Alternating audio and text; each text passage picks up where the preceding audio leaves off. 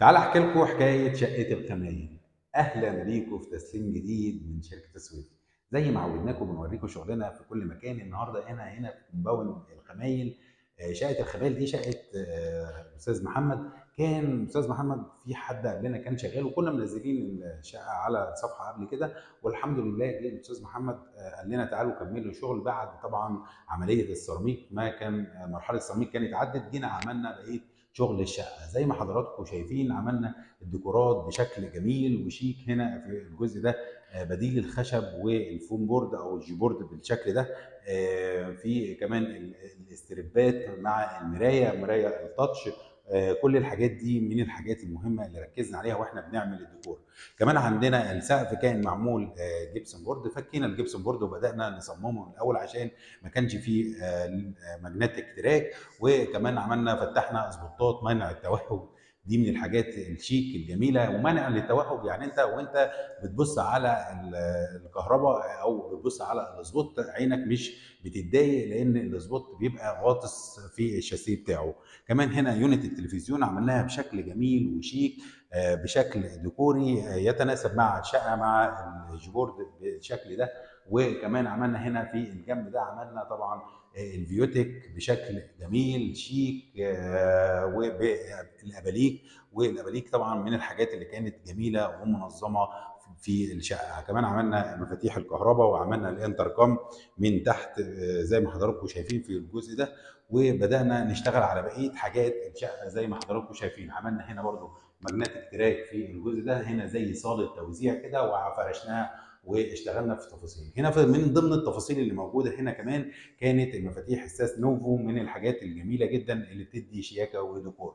وهنا باب اكورديون على مكان كده هيعمله الاستاذ محمد زي مكتب صغير ليه في الجزء ده. وهنا المطبخ زي ما حضراتكم شايفين عملناه بالكلادنج من الحاجات الجميله جدا. واستغلينا مثلث الحركه وعملنا هنا مكان للبوتاجاز عشان الغاز في الجزء ده. وعملنا طبعا هنا مكان ميكروويف، وعملنا طبعا هنا مكان الثلاجه، وعملنا غساله الاطباق، وعملنا طبعا غساله الملابس في الجزء ده.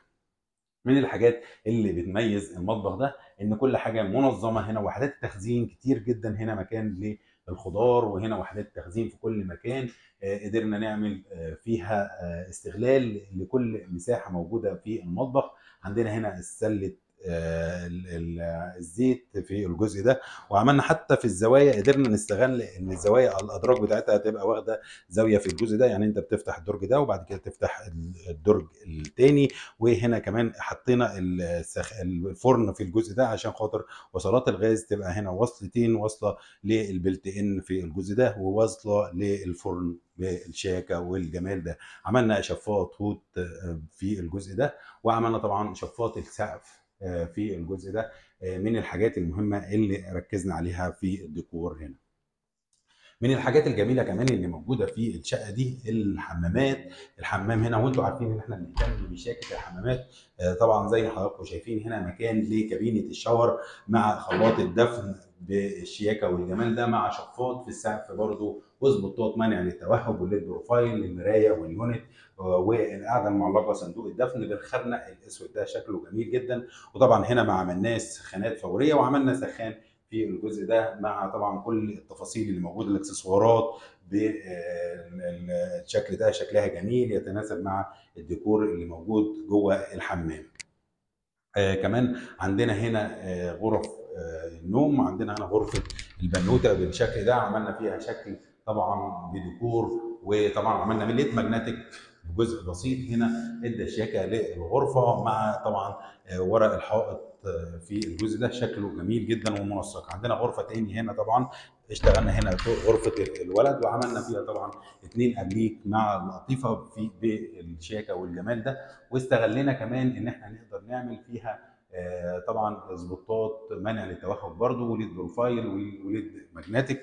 وهنا الغرفه الماستر من الحاجات المهمه جدا اللي اشتغلنا عليها طبعا وكانت شكلها جميل. عملنا الهيد لايت على الحيطه بشكل جميل مع الديكور الفلات، وطبعا السبوتات منع التوهج. وعملنا الليد بروفايل بشكل جميل وشيك مع الاثنين ابليك على خلفيه السرير مع لطيفه في الجزء ده. دي من الحاجات الجميله برضو اللي موجوده في الشقه. وهنا مكان للدريسنج في الجزء ده. وعملنا طبعا مكان لحمام ماستر بالبانيو بشكل جميل شيك. زي ما قلنا عملنا هنا مكان لخلاط دفن عادي، مش خلاط دفن جروهي، خلاط دفن عادي زي ما بنعمل له كده. طلعنا ماسوره الميه، وعملنا هنا مكان للخلاط ومكان بمحبس للشطاف في الجزء ده.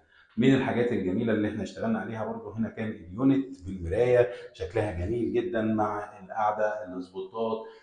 عملنا طبعا في الجزء ده مكان لشفاط في السقف مع الاسبوتات مع الليد بروفايل. دي من الحاجات المهمه جدا. وكمان هنا مكان للدريسنج لسه بيتصمم، هيتعمل هنا جزء للدريسنج بالاسبوتات برضو، ومكان لفيشه لاستعمال المكوى في الجزء ده. الشقه دي شكلها شيك جدا وجميله، اشتغلنا عليها في الحمد لله قدرنا نخلص برضه في وقت كويس، وقدرنا نخلص. من الحاجات المهمه جدا اللي احنا اشتغلنا عليها هنا الديكورات البسيطه بتاعه السقف.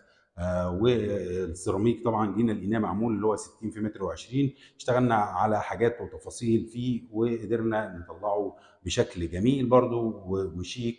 في نهاية الفيديو بشكر كل متابعيني على صفحاتي وعلى السوشيال ميديا. بشكر كل فريق العمل، بشكر مهندسين شركة السويفي، بشكر فريق السوشيال ميديا، بشكر كل مقاول وصنايعي يشتغل معانا. بشكركم جدا على متابعتكم، واشوفكم في فيديو جديد من تسليم شركة السويفي، والسلام عليكم ورحمة الله وبركاته.